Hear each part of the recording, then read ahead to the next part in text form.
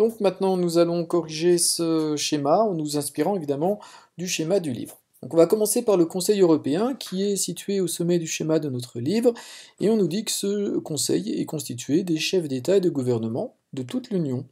Donc en fait, ici, ces chefs d'État et de gouvernement, ce sont eux qui vont ensemble fixer les grandes orientations de la politique européenne. Les gouvernements nationaux se réunissent en Conseil européen.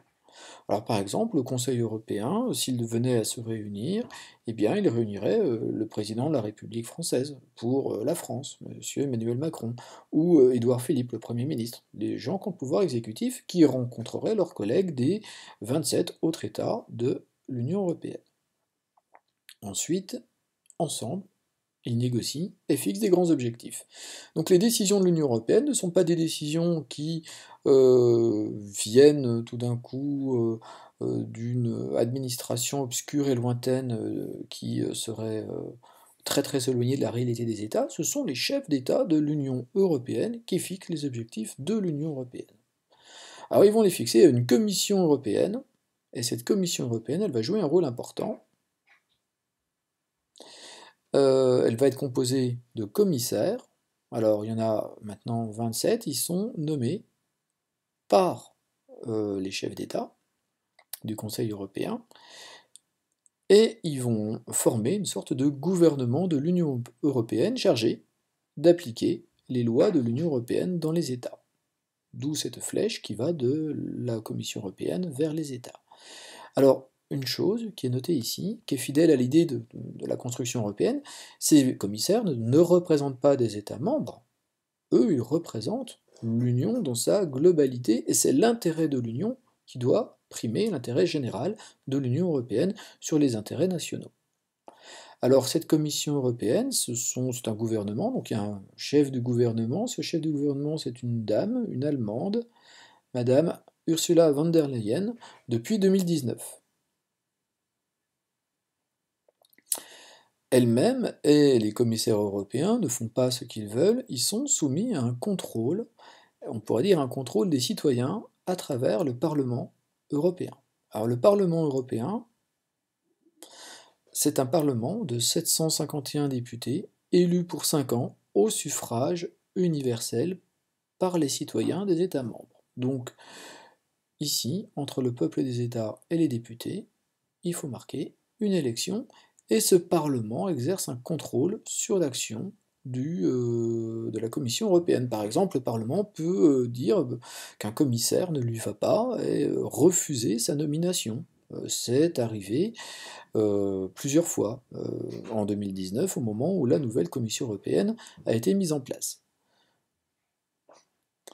Alors maintenant, on a quasiment tous les éléments et on voit un petit peu comment fonctionne l'Union européenne, sauf que cette Union européenne, elle fait des lois, elle fait des directives. Alors comment sont-elles mises en place? Eh bien, la Commission européenne, faut imaginer, il y a les commissaires d'une administration, ils sont spécialisés dans différents domaines, ils vont choisir de mettre en place une nouvelle législation, comme cela leur a été un petit peu indiqué par le Conseil européen.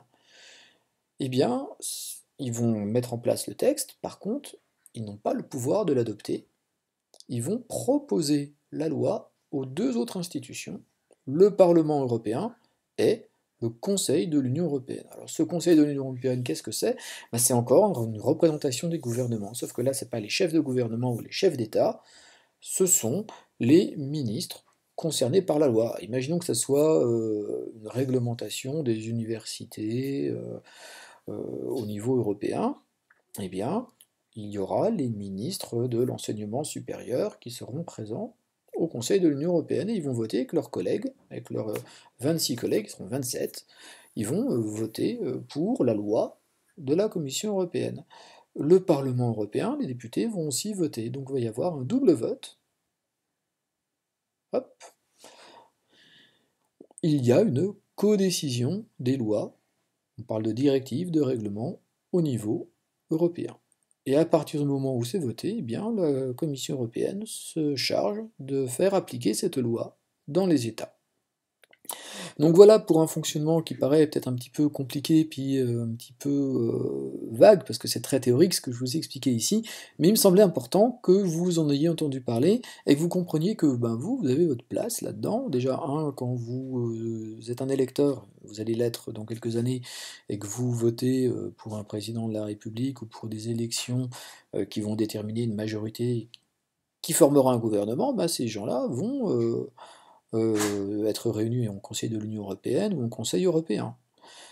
En tant que citoyen, vous élirez directement les députés du Parlement européen qui contrôlent la Commission européenne. Petit résumé à rajouter, alors là je l'entoure en rouge parce que ce Conseil européen quand même, il a une énorme autorité, hein. Ça c'est quand même à bien retenir. Donc, des institutions européennes accompagnent la naissance de la CE pour assurer son fonctionnement. Le pouvoir de décision appartient surtout au Conseil européen qui représente les États. Petite particularité, il y a eu une évolution du fonctionnement de ces institutions. Le Parlement européen n'a pas toujours été élu au suffrage universel. C'est bien qu'il le soit, c'est le cas depuis 1979. Peut-être simplement des éléments à rajouter dans la frise.